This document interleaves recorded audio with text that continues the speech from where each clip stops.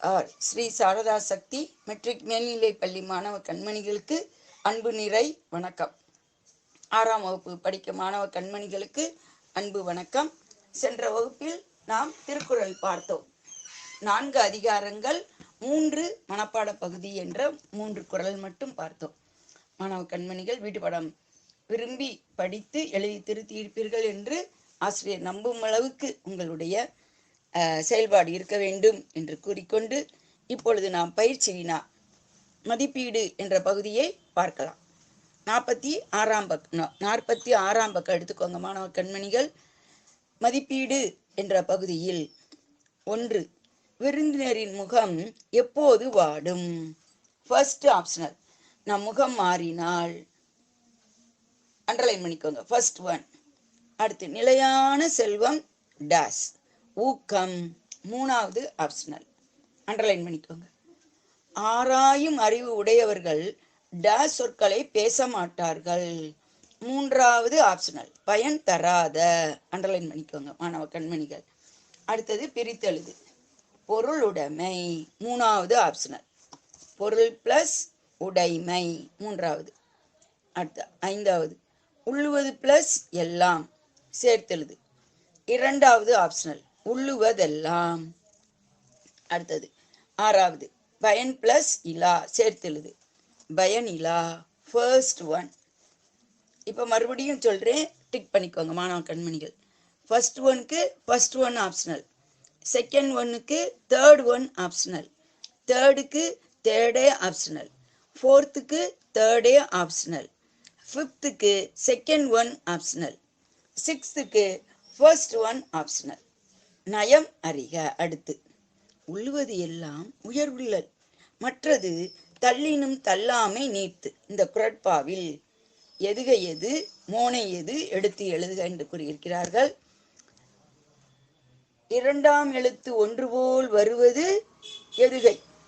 அப்ப எதுகையை அண்டர்லைன் பண்ணி அந்த பாட புத்தகத்திலேயே மாணவ கண்மணிகள் 46ஆம் பக்கம் கீழே இருக்கு எதுகை, அதுல உள்ளுவது தள்ளினும் 2 சீரையை எடுத்து எழுதி இல் இல் அந்த 2வது எழுத்தை அண்டர்லைன் பண்ணிடுறோம். அதான் எதுகைக்கு சான்று. அடுத்து மோனை, முதல் எழுத்து ஒன்று போல் வருவது மோனை, தள்ளினும் தள்ளாமை 2 சீரை எடுத்து எழுதி முதல் எழுத்தான த அண்டர்லைன் பண்ணிக்கோங்க. மோனைக்கு சான்று தள்ளினும் தள்ளாமை, எதுகைக்கு சான்று உள்ளுவது தள்ளினும். இது அடி எதுகை, இது சீர்மோனை. ஒரே சீரில் வரும்போது சீர்மோனை என்று கூறுவோம். அடுத்தபடியாக, இடம் மாறியுள்ள சீர்களை செம்மைப்படுத்துக. பணிவுடையன் நம்பர் 1 ஒரு சீர், ஆதல் 3வது சீர், இன்சொல்லன் 2வது சீர், ஒருவர்க்கு 4வது சீர், மற்று 6வது சீர், பிற 7வது சீர், அணி அல்ல 5வது சீர். இப்ப மாணவ கண்மணிகள் அதை வரிசைப்படுத்தலாம். பணிவுடையன் 1, இன்சொலன் 2, ஆதல் 3, ஒருவர்க்கு 4, அணி அல்ல 5, மற்று 6, பிற 7. இந்த ஆர்டர் படி 7 சீர்களையும் மாணவ கண்மணிகள் இன்று வீட்டு பாடமாக எழுதி பழக வேண்டும். அடுத்தது, உள்ளுவது நம்பர் 1, உயர் உள்ளல் 3, எல்லாம் 2, மற்றது 4, 4வது சீர் 4 தான். அடுத்தது, தள்ளாமை 6, தள்ளினும் 5, நீர்த்து 7, 7வது சீர் 7 தான். ஆக 1, 4, 7 மாற்றமே கிடையாது, அப்படியே தான். மறுபடியும் சொல்றேன், அரேஞ்ச் பண்ணி சொல்றேன், கண்டுபிடிச்சுக்கோங்க.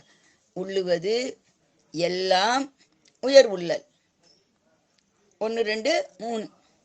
அடுத்தது, மற்றது தள்ளினும் தள்ளாமை நீர்த்து. மாணவ கண்மணிகள் இதை நன்றாக எழுதி பழகலாம். அடுத்து, ஊக்கமது கைவிடேல் என்பது அவையின் ஆத்திச்சூடி. இவ்வரியோடு தொடர்புடைய திருக்குறளை தேர்ந்தெடுக. 3 ஆப்ஷனல் கொடுத்திருக்காங்க. அதுல நடுவுல உள்ள குறள் தான் ஊக்கமது கைவிடேல் என்றால் உள்ளமுடைமை, அதான் ஊக்கமுடைமை. அதுதான் சிறந்த செல்வம். பொருளுடைமையெல்லாம் நம்மை விட்டு யாராவது பறித்து கொள்ளலாம், திருடி கொள்ளலாம், என்ன செய்யலாம், தவற விடலாம். ஆனால் ஊக்கத்தை எவரும் பறிக்க முடியாது, திருட முடியாது, களவாட முடியாது. அது நம்மை விட்டு நழுவி ஓடவும் முடியாது. நமது செல்வம் நிலையான செல்வம். அதனால் ஊக்கமது கைவிடேல் என்பதற்கு இரண்டாவது ஆப்ஷனலாகிய உடைமை பொருளுடைமை நில்லாது நீங்கிவிடும் என்ற திருக்குறளை ஸ்டார் போட்டு குறித்துக் கொள்ளுக. அடுத்தது, பின்வரும் கதைக்கு பொருத்தமான திருக்குறளை எடுங்க. வீட்டிற்கு வந்த வேலனை தந்தை அழைத்தார். உங்கள் பள்ளியில் பேச்சு போட்டி நடப்பதாக கூறினாயே, பெயர் கொடுத்து விட்டாயா என்று கேட்டார். இல்லையப்பா, அமுதன் என்னை விட நன்றாக பேசுவான், அவனுக்குத்தான் பரிசு கிடைக்கும், எனவே நான் பெயர் கொடுக்கவில்லை என்றான் வேலன். போட்டியில் வெற்றியும் தோல்வியும் இயல்புதான், அதற்காக போட்டியிடாமல் விலகக்கூடாது. நாம் எந்த அளவு ஊக்கத்துடன் செயல்படுகிறோமோ அந்த அளவிற்கு வெற்றி கிடைக்கும். எனவே நீ போட்டியில் கலந்து கொள் என்றார் அப்பா. வேலன் உற்சாகம் அடைந்தான். நாளை பெயர் கொடுத்து விடுகிறேன் அப்பா என்றான். இதற்கு எந்த குறள் பொருத்தமாக வரும்? நடுவிலே உள்ள குறள், அதாவது இரண்டாவது, வெள்ளத்தனைய மலர் நீட்டம்.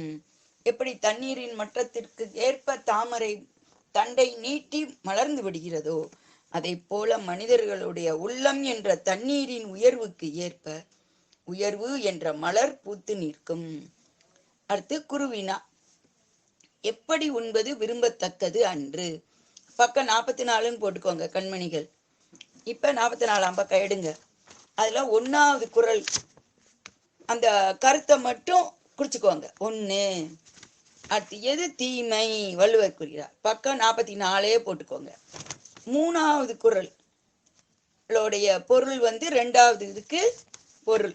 அடுத்தவர் பொருளை களவாட நினைப்பதுதான் தீமை. அடுத்தது, ஆக்கம் யாரிடம் வழிகேட்டு செல்லும்? பக்கம் 45 போட்டுக்கோங்க. இப்ப 45ஆம் பக்கம் எடுங்க. 6வது குறட்பாவினுடைய பொருள், அதாவது தளராத ஊக்கம் உடையவனிடம். அதான் 3வது குறளுக்கு 3வது கேள்விக்கு உரிய விடை. தானே வழிகேட்டு கொண்டு செல்லும். அடுத்து 4வது, நாம் எத்தகைய சொற்களை பேச வேண்டும்? பக்கம் 45 கடைசி குறள், பயனுடைய சொற்களை மட்டுமே பேசுக. முடிச்சிருங்க. 4வது கேள்விக்கு பதில். 10வது குறட்பாவினுடைய பொருள், அந்த பாதி தான் எழுதணும். எதை பேச வேண்டும்? பயனுடைய சொற்களை மட்டுமே பேசுக, அவ்வளவுதான், முடிச்சிடணும். அந்த மீதி உள்ள பயனில்லா சொற்களை விட்டு அதெல்லாம் நாம எழுதக்கூடாது. எதை மட்டும்தான் கேட்கிறாரு வள்ளுவர்.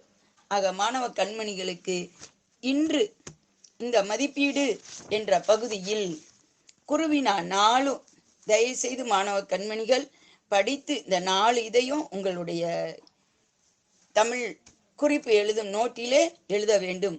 கேள்வி எழுதி பதிலை படித்து எழுத வேண்டும் என்று கேட்டுக்கொண்டு, மதிப்பீடு என்ற 6 நிரப்புக, அதையும் மாணவ கண்மணிகள் எழுத வேண்டும். 6 சரியான விடை, 4 குருவினா எழுதுமாறு கேட்டுக்கொண்டு வகுப்பை நிறைவு செய்கிறேன். நன்றி, வணக்கம்.